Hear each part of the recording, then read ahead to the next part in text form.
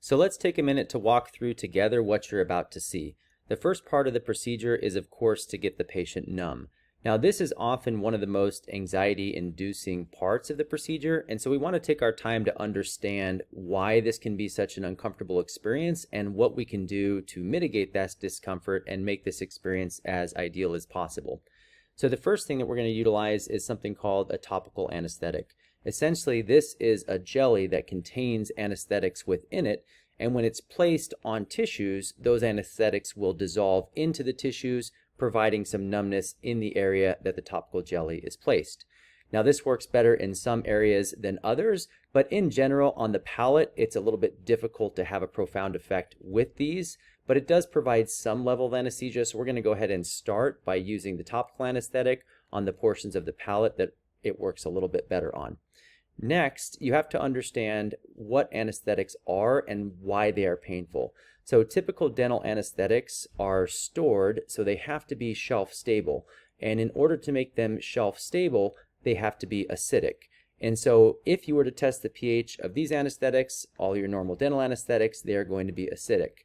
Well, when that is injected, that acid doesn't feel very good. As you might expect, it stings.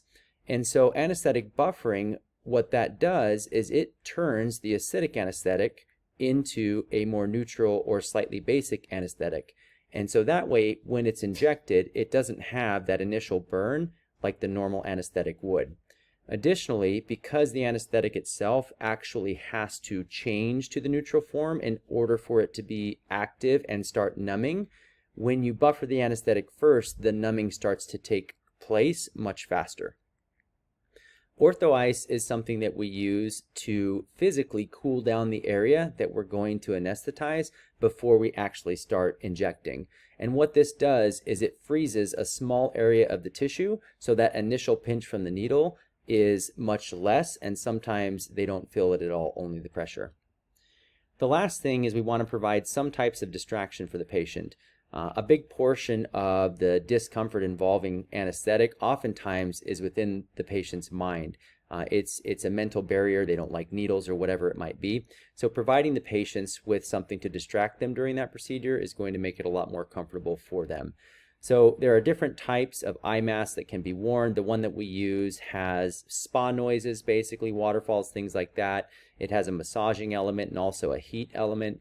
And so it gives the patient a lot else to focus on. Also, we will give them something called the ComfortTox Vibe, which is basically a little device that they can put in underneath the chin or on their arm or some other part where it can take their mind off of what we're doing in their mouth and onto something else. The last thing is we're going to take the anesthetic process slowly. As you'll see in the video, when you start to anesthetize, there's going to be an area around where you're anesthetizing that will blanch or turn white. So this white area helps you to know what areas are numb already and what areas still need to get numb.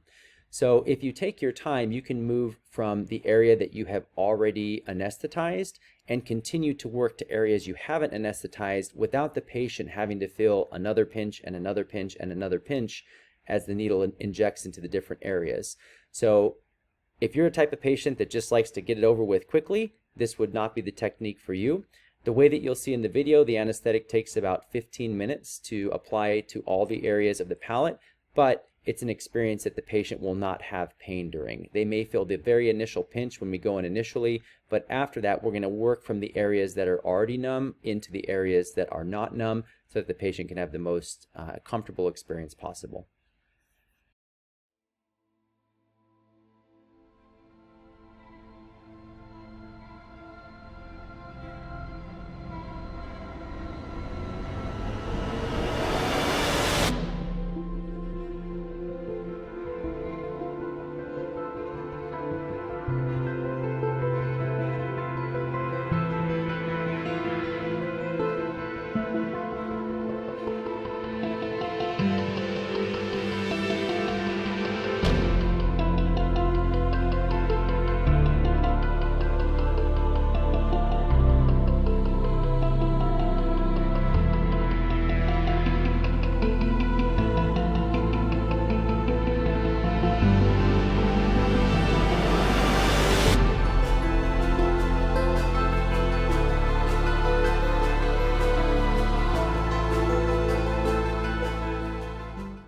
Next, you're going to see the piezotome osteotomy procedure. The purpose of this procedure is to reduce a small amount of the bone in the midline of the palate. The reason for this is that when a patient grows and matures, the two halves of the upper jaw fuse together over time and they interdigitate. That creates resistance, which is difficult to overcome by expanders. So by coupling the MARPE expander with the piezotome osteotomy procedure, we're able to remove about 1/4 millimeter of bone in between those two pieces of the top jaw in order to allow for the two halves of the top jaw to separate and thereby expand the upper jaw. So you'll see the actual piezotome unit is designed specifically to remove bone and not to remove anything else. So when you look at the design of the piezotome, you'll see that the ends of the instrument form a diagonal type of cutting edge, and this is not sharp like a needle or like a scalpel. In fact, you could put this on your finger and it wouldn't even cut through it. But when it comes in contact with bone, it allows that bone to be removed and split fairly quickly. And so we'll use that instrument, but before we do, we'll want access to the bone. And so we'll start the procedure with a midline incision, which basically just gets the soft tissue out of the way so that the bone can be accessed. And then after that bone is accessed in this midline incision, then we'll use the piezotome to split the bone, not all the way through the entire palate, but almost all the way through, so that when the expander is placed and the forces are applied, it doesn't have as much work to do, and the split that we get is in the midline of the palate where we want it, and not a fracture somewhere else where we don't. When this instrument is being used, you'll notice there is a lot of saline solution, or what looks like water. This is used to help make sure that the instrument stays cool and that none of the bone is damaged during this process.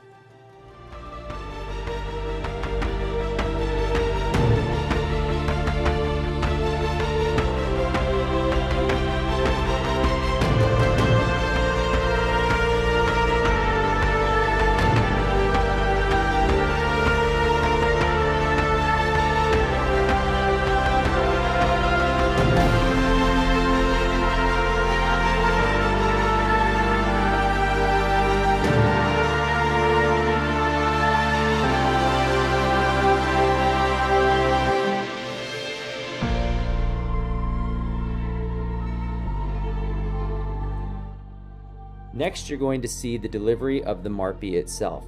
We're going to deliver the expander portion first, and that's going to be cemented directly to the teeth. This helps to ensure that the MARPE is positioned exactly in the palate as we had pre-planned, and to make sure that all the mini screw implant sites are exactly where we located them in the beginning, to ensure that they're not close to any root structures or any other structures. Next, as an optional step, we'll be able to use a long-acting anesthetic. This long-acting anesthetic allows the patient to be completely numb for up to 6 hours and partially numb for 12, 24, and sometimes even 48 hours after the procedure. This really helps in the post-op discomfort. Next, we're going to use a piloting instrument to pilot for the mini implant placement. What the piloting does is it creates a small puncture in the bone in the areas where the bone is more dense. It also creates a guide sleeve so that when the mini implant is placed, it can be placed parallel and the implants are not veering off to one side or the other, or they're not binding with the lumen of the appliance itself. Once all the mini implants are placed, we're going to go ahead and turn the expander to activate it, and that is going to create tension on the midline suture and help to start that separation process.